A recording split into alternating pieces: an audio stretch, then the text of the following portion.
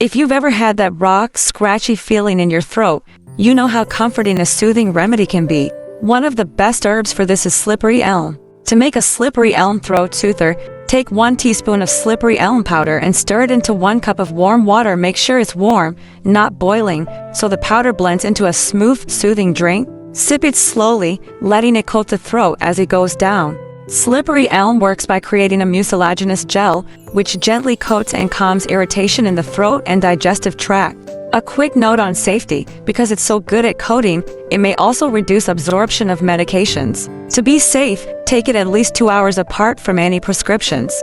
This simple tea is like nature's throat lozenge in a cup, smooth, gentle, and deeply relieving when you need comfort most.